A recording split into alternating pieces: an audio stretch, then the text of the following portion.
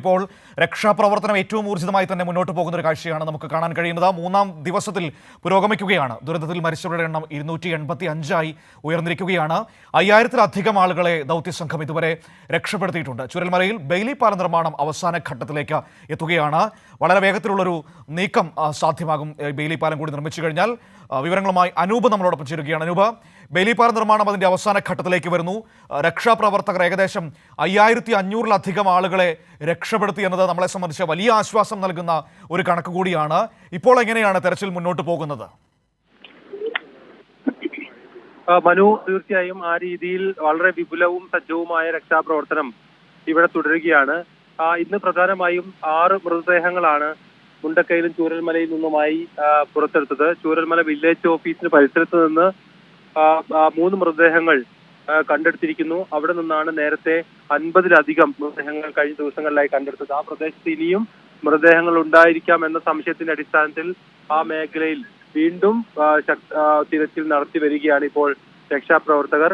അതോടൊപ്പം മുണ്ടക്കയിലും സമാനമായ രീതിയിൽ രക്ഷാപ്രവർത്തനം പുരോഗമിക്കുകയാണ്. അവിടെയുള്ള ഒരു പ്രധാന പ്രതിസന്ധി ആ വീടുകൾക്ക് മുകളിലേക്ക് വലിയ തോതിൽ മണ്ണടിഞ്ഞു വീണ ഒരു സാഹചര്യമാണ്. അതുകൊണ്ട് തന്നെ ആ സ്ഥലങ്ങളിൽ മണ്ണ് നീക്കം ചെയ്ത് വേണം ആ സ്ഥലങ്ങളിൽ നിന്ന് ആളുകൾ അകപ്പെട്ടിട്ടുണ്ടോ എന്നുള്ള കാര്യം മറ്റും മനസ്സിലാക്കാൻ. ആ മണ്ണ് മാറ്റാൻ യന്ത്രസാമഗ്രികൾ ഉപയോഗിച്ചുകൊണ്ട് മണ്ണ് മാറ്റാനുള്ള സംവിധാനം ഏർപ്പെടുത്തിയിട്ടുണ്ട്. നിരവധി JCB-കൾ 15ഓളം JCB-കൾ ഇന്ന് ഈ പുഴ മുറിച്ചു കടന്ന് മുകൾ ഭാഗത്തേക്ക് എത്തി മണ്ണ് മാറ്റിയുള്ള രക്ഷാപ്രവർത്തനം നടത്തുകയാണ്. അതോടൊപ്പം ഈ താഴ്വാര പ്രദേശങ്ങളിലും സ്കൂബ ഡൈവിംഗ് സംഘങ്ങളുടെയൊക്കെ നേതൃത്വത്തിൽ പുഴയിൽ തെരച്ചിൽ നടത്തുന്നുണ്ട്. താഴ്വാരങ്ങളിൽ ഈ ഉരുൾപൊട്ടൽ കടന്നുപോയ താഴ്വാരങ്ങളിൽ തെരച്ചിൽ നടത്തുന്നുണ്ട്. അതുപോലെ തന്നെ ഈ ചൂരൽമലയിൽ സ്കൂളിന് സമീപത്ത് മൺതിട്ടയായി മാറിയ പല വീടുകൾക്ക് സമീപമുള്ള സ്ഥലങ്ങളിലെല്ലാം മൃതദേഹങ്ങൾക്ക് വേണ്ടി കുടുങ്ങിക്കിടക്കുന്നുണ്ട് എന്നുള്ള വിവരങ്ങളുടെ അടിസ്ഥാനത്തിൽ തിരച്ചിൽ നടത്തുകയാണ്. ആ രീതിയിൽ തിരച്ചിൽ പുരോഗമിക്കുകയാണ്. മരണസംഖ്യ ഉയരുന്നതാണ് ഇപ്പോഴും നമ്മെ ആശങ്കപ്പെടുത്തുന്ന ഒരു കാര്യം. ദുരന്തഭൂമിയിലേക്ക്, മുണ്ടക്കയിലെ ദുരന്തഭൂമിയിലേക്ക് രക്ഷാപ്രവർത്തകർക്ക് എത്താനുള്ള ഒരു മാർഗം വലിയ തടസ്സം സൃഷ്ടിച്ചിരുന്നു നേരത്തെ. അതുകൊണ്ട് ഈ താൽക്കാലിക ഒരു പാലം സജ്ജീകരിച്ചിരുന്നു ഈ പുഴയിൽ. കഴിഞ്ഞ ദിവസം അത് ഉൾപ്പെടെ തകർന്നു പോകുന്ന സാഹചര്യം ഉണ്ടായിരുന്നു. ഏതായാലും ഇന്ന് രാവിലെ വീണ്ടും ഒരു പാലം താൽക്കാലികമായി നിർമ്മിച്ചു. അതോടൊപ്പം ബെയിലി പാലത്തിന്റെ നിർമ്മാണവും ഇവിടെ നടക്കുകയാണ്. ബെയിലി പാലം ഉച്ചയ്ക്ക് ശേഷം പൂർത്തീകരിക്കുമെന്നാണ് സൈന്യം പറഞ്ഞത്. ഏതായാലും അതിന്റെ അവസാന ഘട്ടത്തിലാണ് പ്രവർത്തനങ്ങൾ. ഇനി അതിന്റെ പ്ലാറ്റ്ഫോം ഉൾപ്പെടെയുള്ള ഭാഗം ക്രമീകരിക്കുക മാത്രമാണ് സൈന്യത്തിന് മുന്നിലുള്ള ദൗത്യം. അതേസമയം അതിന്റെ സുരക്ഷാ പരിശോധനകളും മറ്റും ഇനിയും പൂർത്തീകരിക്കേണ്ടതുണ്ട്. അതിനുശേഷമായിരിക്കും സൈന്യം പൊതുജനങ്ങൾക്കായി ഈ പാലം തുറന്നു കൊടുക്കുക. അതുകൊണ്ട് തന്നെ അതിന്റെ സുരക്ഷാ ക്രമീകരണങ്ങൾക്കും പൂർത്തീകരിക്കുന്ന നടപടികളിലേക്ക് സൈന്യം കടക്കുകയാണ്. ഉച്ചയ്ക്ക് ശേഷം ബെയിലി പാലത്തിന്റെ നിർമ്മാണം പൂർത്തിയാകുമെന്നാണ് സൈന്യം അറിയിക്കുന്നത്. ശരി, തീർച്ചയായും. ഇപ്പോൾ അല്പസമയത്തിനകം തന്നെ മുഖ്യമന്ത്രി കൂടി അങ്ങോട്ടേക്ക് വരും. കാര്യങ്ങൾ നേരിട്ടെത്തി അദ്ദേഹം നിരീക്ഷിക്കുകയും മറ്റ് ഏകോപന നടപടികളെക്കുറിച്ചൊക്കെ സംസാരിക്കുകയും ചെയ്യും. കാര്യങ്ങളെല്ലാം വിലയിരുത്തിയിട്ടുണ്ട്. അല്പസമയം മുമ്പ് സർവകക്ഷി യോഗവുമായി ബന്ധപ്പെട്ട കാര്യങ്ങളൊക്കെ ചേർന്നിരുന്നു അനൂപ. അതിൻ്റെ വിവരങ്ങളൊക്കെ ഇപ്പോൾ ലഭ്യമാവുകയും ചെയ്തിട്ടുണ്ടല്ലോ. ഏറ്റവും പ്രധാനപ്പെട്ട കാര്യം ഈ പുഞ്ചിരിമട്ടം പോലുള്ള പ്രദേശങ്ങളിലൊക്കെ വലിയ തോതിൽ തെരച്ചിൽ നടക്കുന്നു എന്നതാണ്. ഒപ്പം തന്നെ ചാലിയാറിൽ നിന്ന് ഇന്നും മൃതദേഹങ്ങൾ കണ്ടുകിട്ടിയ ഒരു സാഹചര്യമുണ്ട്. ഇപ്പോൾ സാധ്യമായ എല്ലാ ഇടങ്ങളിലേക്കും എല്ലാ സൗകര്യങ്ങളും ഉപയോഗിച്ച് തെരച്ചിൽ നടത്തുക എന്ന രീതിയിലേക്ക് വീണ്ടും നമ്മൾ പോയിരിക്കുകയാണ്. ഇപ്പോൾ കടാവേർ നായകളെയൊക്കെ അങ്ങോട്ടേക്ക് എത്തിച്ചിട്ടുണ്ട്. അതായത് മണ്ണിനടിയിൽ ഏതെങ്കിലും തരത്തിൽ മനുഷ്യ സാന്നിധ്യം ഉണ്ടെങ്കിൽ തിരിച്ചറിയാൻ പറ്റുക എന്നത് ലക്ഷ്യമിട്ടുകൊണ്ട്.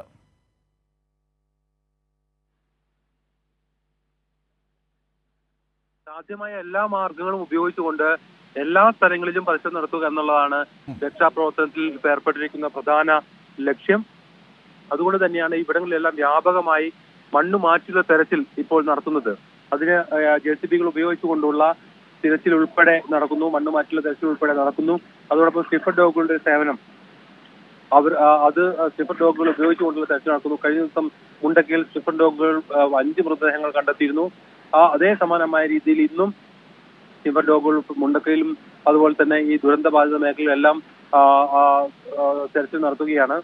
അതോടൊപ്പം മറ്റ് റഡാർ സംവിധാനങ്ങൾ ഉപയോഗിച്ചുകൊണ്ട് മണ്ണിനടിയിൽ അകപ്പെട്ടിരിക്കുന്നവരെ കുറിച്ചുള്ള വിവരശേഖരണം നടത്തണമെന്നൊരു ആവശ്യം നേരത്തെ ഉയർന്നിരുന്നു. ഏതായാലും അതിനുള്ള സജ്ജീകരണങ്ങൾ സൈന്യം തന്നെ എത്തിക്കും ഉച്ചയ്ക്ക് ശേഷം എന്നാണ് നമുക്ക് മനസ്സിലാക്കാൻ സാധിക്കുന്നത്. ഏതായാലും ഈ ദുരന്തത്തിൽ ഉൾപ്പെട്ട ആളുകളുടെ എണ്ണം സംബന്ധിച്ചുള്ളൊരു അവ്യക്തത തുടരുന്നു. അതിൽ ഒരു വിവര ശേഖരണം, വിവര ക്രോഡീകരണം ഇപ്പോൾ ജില്ലാ കളക്ടറേറ്റിൽ ഒരു പ്രത്യേക സംഘം തന്നെ അതിനായി നിയോഗിച്ചിട്ടുണ്ട്. അവർ ആണ് 5500-ലധികം ആളുകളെ രക്ഷപ്പെടുത്താൻ കഴിഞ്ഞുവെന്നാണ് സൈന്യം വ്യക്തമാക്കിയിരിക്കുന്നത്. അതായത് അപ്പോൾ മുഖ്യമന്ത്രി നേരത്തെ മാധ്യമങ്ങളോട് പറഞ്ഞത് ആ പ്രദേശത്തിൽ നിന്ന് രക്ഷപ്പെടുത്താൻ പറ്റുന്ന എല്ലാവരെയും രക്ഷപ്പെടുത്തിയിട്ടുണ്ടെന്ന് സൈന്യം ഈ യോഗത്തിൽ വ്യക്തമാക്കിയിട്ടുണ്ട്. പക്ഷേ ഇപ്പോഴും നമ്മുടെ ഒരു സംശയം മണ്ണിനടിയിൽ ആളുകൾ കുടുങ്ങിക്കിടക്കുന്നുണ്ടോ എന്നത് തന്നെയാണ്. അപ്പോൾ അതിലേക്ക് കൂടുതൽ തെരച്ചിൽ നടത്തുക എന്നതാണ് ഇനി ഉദ്ദേശിക്കുന്നത്. അതിനു വേണ്ടിയിട്ടാണ് ഇപ്പോൾ കൂടുതൽ യന്ത്ര സംവിധാനങ്ങൾ, നേരത്തെ നമ്മൾ കണ്ടതാണല്ലോ, പുഴ മുറിച്ച് കടന്നടക്കം യന്ത്രങ്ങൾ മേലെ മുണ്ടക്കൈ ഭാഗത്തേക്കടക്കം പോയത്. അപ്പോൾ ആ രീതിയിലുള്ള തെരച്ചിൽ സംവിധാനം ഇപ്പോൾ എങ്ങനെയാണ് മുന്നോട്ട് പോകുന്നത്? അതിന് ഇപ്പോൾ കൂടുതൽ വേഗം കൈവരിക്കാൻ കഴിഞ്ഞിട്ടുണ്ടോ?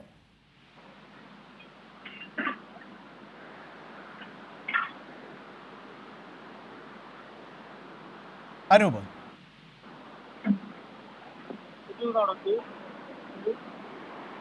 കേൾക്കാൻ പറ്റുന്നില്ല. ഏതായാലും ഈ പ്രതികൂല കാലാവസ്ഥ ഒരുപാട് പ്രശ്നങ്ങൾ. അനൂപ് കേൾക്കാമോ? മനു പറയൂ. മനു അനൂപ്, അതായത് ഈ 5500-ലധികം ആളുകളെ അവിടെ നിന്ന് രക്ഷപ്പെടുത്താൻ നമുക്ക് കഴിഞ്ഞിട്ടുണ്ട്. സൈന്യം അത് വ്യക്തമാക്കുകയും ചെയ്തിട്ടുണ്ട്. ഇപ്പോഴും സൈന്യത്തിന്റെയും നമ്മുടെ അടക്കം മുന്നിൽ നിൽക്കുന്ന ഒരു പ്രധാനപ്പെട്ട സംശയം മണ്ണിനടിയിൽ ആളുകൾ ഇനിയും കുടുങ്ങിക്കിടക്കാനുള്ള സാധ്യതയുണ്ട്. അപ്പോൾ അവരിലേക്ക് ഈ അവശിഷ്ടങ്ങളൊക്കെ മാറ്റി എത്തുക എന്നതാണ് ഈ ഘട്ടത്തിലെ ഇനിയുള്ള ഏറ്റവും പ്രധാനപ്പെട്ട ദൗത്യം എന്ന് പറയുന്നത്. അതിനു വേണ്ടിയിട്ട് യന്ത്ര സംവിധാനങ്ങൾ കൂടുതൽ എത്തിക്കുകയും ചെയ്തിട്ടുണ്ട്. അപ്പോൾ ഈ ബെയിലി പാലം കൂടി പൂർത്തിയാകുന്നതോടെ അതിനൊരു കൂടുതൽ വേഗത്തിലേക്ക് എത്താൻ നമുക്ക് പറ്റുമോ? നമുക്ക് പരമാവധി ആളുകളെ മുണ്ടക്കയിൽ നിന്നും പുഞ്ചിരിമറ്റത്തു നിന്നും ചൂരൽമലയിൽ നിന്നും എല്ലാം പരമാവധി ആളുകൾ, അതായത് കുടുങ്ങിക്കിടക്കുന്ന ആളുകളെ എല്ലാം റെസ്ക്യൂ ചെയ്യാൻ സാധിച്ചിട്ടുണ്ട്. അതിൽ നമ്മൾ വളരെ ക്രിയാത്മകമായി തന്നെ ആദ്യ 2 ദിവസങ്ങളിൽ തന്നെ മുന്നോട്ട് പോയിരുന്നു. രാവിലെ ജില്ലാ കളക്ടർ പറഞ്ഞത് ഈ ആളുകളെ മുഴുവൻ അവിടെ നിന്ന് കുടുങ്ങിക്കിടക്കുന്നവരെ മുഴുവൻ രക്ഷിക്കാനായി ഹെലികോപ്റ്റർ വഴി ഈ പ്രദേശങ്ങളെല്ലാം നിരീക്ഷിച്ച് അവിടെ ആരും ഇനി ഇല്ല എന്നുള്ളൊരു തീരുമാനത്തിലേക്ക് എത്താൻ സാധിച്ചു എന്നുള്ളതുമല്ല. എങ്കിലും ആ പ്രദേശത്ത് അതിനുള്ള സാധ്യതകളുണ്ട്. ആ രീതിയിലുള്ള പരിശോധനകൾ തുടരുമെന്നാണ് അവർ പറയുന്നത്. ആ രീതിയിൽ രക്ഷാപ്രവർത്തനത്തിൽ ഈ അകപ്പെട്ടവരെയും ഒറ്റപ്പെട്ടവരെയും പരിക്കുകൾ പറ്റിയവരെയും എല്ലാം നമുക്ക് രക്ഷപ്പെടുത്താനായിട്ടുണ്ട്. ഒരു സമാനതകളില്ലാത്ത രക്ഷാപ്രവർത്തനം ആ രീതിയിൽ കഴിഞ്ഞ ദിവസങ്ങളിൽ ഉൾപ്പെടെ നടന്നിരുന്നു. അതുകൊണ്ട് തന്നെ ഈ സ്വാഭാവികമായും ഈ പാലം നിർമ്മിക്കുന്നത് ഇനി അവിടേക്കുള്ള യന്ത്ര സാമഗ്രികളുടെ ഒരു സഞ്ചാരത്തിന് അതിന് വഴി സുഗമമാവാൻ വേണ്ടിയാണ്. മറിച്ച് ഈ മുകളിൽ നടത്തുന്ന രക്ഷാപ്രവർത്തകർക്ക് പെട്ടെന്ന് സഞ്ചരിക്കാനും അവിടെ നിന്ന് കണ്ടെത്തുന്ന മൃതദേഹങ്ങൾ പെട്ടെന്ന് താഴേക്ക് എത്തിക്കാനും എല്ലാമാണ് ഈ ഒരു പാലത്തിന്റെ സേവനം അനിവാര്യമായി വരിക. ഇത് താൽക്കാലികമായി നിർമ്മിച്ച ഈ പാലത്തിലൂടെയുള്ള സഞ്ചാരം ഏതായാലും ജലനിരപ്പ് ഉയർന്നൊരു സാഹചര്യത്തിൽ സുരക്ഷിതമല്ല. ആ ഒരു സാഹചര്യത്തിലാണ് കാലാവസ്ഥയുടെ സാഹചര്യം എന്താണ്? രാവിലെ നമ്മൾ സംസാരിക്കുമ്പോൾ നല്ല രീതിയിൽ മഴയൊക്കെ പെയ്യുന്നുണ്ടായിരുന്നു, പിന്നീട് അതിന് ശമനമുണ്ടായിരുന്നു. ഇപ്പോഴെന്താണ് സ്ഥിതി? കാലാവസ്ഥ ഇന്ന് പ്രതിസന്ധി സൃഷ്ടിക്കുന്നുണ്ടോ? ഇപ്പോൾ കാലാവസ്ഥ ഒരു അനുയോജ്യമായ രക്ഷാപ്രവർത്തനത്തിന് അനുയോജ്യമായ ഒരു സാഹചര്യമാണുള്ളത്. ശക്തമായ മഴ പെയ്യുന്ന ഒരു സാഹചര്യം ഇവിടെ ചൂരൽമലയിലും മുണ്ടക്കയിലൊന്നുമില്ല. എന്നാൽ മലമുകളിൽ മഴ പെയ്യുന്നുണ്ട് ശക്തമായി തന്നെ. കാരണം ഈ പുഴയിലെ നീരൊഴുക്ക് നമ്മൾ രാവിലെ വന്നതുപോലെയല്ല, ഉച്ചയ്ക്ക് ശേഷം അല്പം ശക്തിപ്പെട്ട ഒരു സാഹചര്യമുണ്ട്. അനൂപാണ് വിവരങ്ങൾ നൽകിക്കൊണ്ടിരിക്കുന്നത്. സമാനതകളില്ലാത്തൊരു രക്ഷാപ്രവർത്തനത്തിന് മുൻപിലാണ് നമ്മൾ നിൽക്കുന്നത്. നമ്മുടെ മുൻപിലേക്ക് എത്തിയ മഹാദുരന്തത്തെ ഏത് വിധേനയും അതിജീവിച്ച് മുന്നോട്ട് പോവുക എന്നതിൻ്റെ ഒരു സമാനതകളില്ലാത്ത രക്ഷാപ്രവർത്തനം തന്നെ നടന്നുകൊണ്ടിരിക്കുകയാണ്. 5500-ലധികം മനുഷ്യരെ രക്ഷിക്കാൻ നമുക്ക് കഴിഞ്ഞു എന്ന ഇടത്താണ് ഈ രക്ഷാപ്രവർത്തനത്തിൻ്റെ മാതൃക അല്ലെങ്കിൽ അതിൻ്റെ ഒരു ഉയരം നമുക്ക് മനസ്സിലാക്കാൻ വേണ്ടി പറ്റുന്നത്. ആദ്യ മണിക്കൂറുകളിൽ തന്നെ സാധ്യമായ എല്ലാ സംവിധാനങ്ങളും ഉപയോഗിച്ചുകൊണ്ട് സർക്കാർ ഏറ്റവും മുന്നിൽ നിന്നുകൊണ്ട് അതിനെ നയിച്ചു എന്നയിടത്താണ് ഇത്രയധികം മനുഷ്യരെ നമുക്ക് രക്ഷിക്കാൻ കഴിഞ്ഞത്. ഇപ്പോഴും രക്ഷാപ്രവർത്തനം ഏറ്റവും ഊർജിതമായി തന്നെ മുന്നോട്ട് പോകുന്നു എന്നതാണ് നമുക്ക് പറയാൻ പറ്റുന്നത്. 280-ലധികം മൃതദേഹങ്ങൾ കണ്ടെടുത്ത ഒരു സാഹചര്യം കൂടിയുണ്ട്. ഒരു വലിയ ദുരന്ത മുഖത്ത് തന്നെയാണ് നമ്മൾ നിൽക്കുന്നത്. പക്ഷേ ആ ദുരന്തത്തിൽ പകച്ചു നിൽക്കുകയല്ല നമ്മൾ ചെയ്യുന്നത്. പകരം അതിനെ മറികടന്നുകൊണ്ട് നമുക്ക് രക്ഷപ്പെടുത്തിയ മനുഷ്യരെ നമ്മളോട് ചേർത്ത് പിടിച്ചുകൊണ്ട് ഒപ്പം തന്നെ മണ്ണിനടിയിൽ ഇനിയും നമ്മുടെ മനുഷ്യരുണ്ടെങ്കിൽ അവരെ കണ്ടെത്തുക എന്ന ലക്ഷ്യത്തോടെ സാധ്യമായ എല്ലാ ഉപകരണങ്ങളും എല്ലാ സംവിധാനങ്ങളും ഉപയോഗിച്ചുകൊണ്ട് സൈന്യത്തിൻ്റെയും പോലീസിൻ്റെയും ഫയർഫോഴ്സിൻ്റെയും സന്നദ്ധ പ്രവർത്തകരുടെയും ഒക്കെ നേതൃത്വത്തിൽ വലിയ രക്ഷാ ദൗത്യമാണ് അവിടെ നടക്കുന്നത്. ഒരർത്ഥത്തിൽ പറഞ്ഞാൽ വയനാടിനെ നമ്മുടെ സ്നേഹം കൊണ്ട് വലയം ചെയ്തിരിക്കുന്നു എന്ന് തന്നെ വേണം നമുക്ക് ഈ ഘട്ടത്തിൽ പറഞ്ഞു വെക്കാൻ.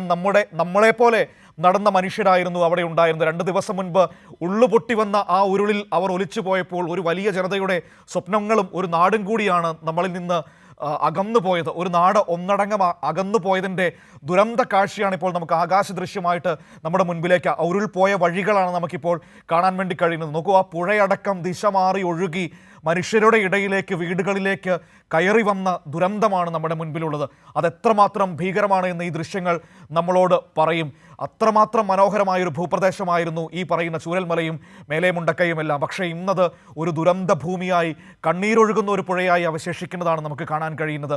പുഞ്ചിരിമട്ടം എന്ന് പറയുന്ന പേരിൽ പോലും പുഞ്ചിരിയുള്ളൊരു നാട് അതിപ്പോൾ കണ്ണീരിൻ്റെ ഒരു വലിയ പുഴയായി മാറി നമ്മുടെ മുൻപിലൂടെ ഒഴുകുകയാണ്. രക്ഷാപ്രവർത്തനം പുരോഗമിച്ചുകൊണ്ടിരിക്കുന്നു. മണ്ണിനടിയിൽ ഇനിയും ആളുകളുണ്ടോ എന്നാണ് നമ്മുടെ മുൻപിലുള്ള ഏറ്റവും വലിയ ആശങ്കയും ഏറ്റവും വലിയ സംശയവും.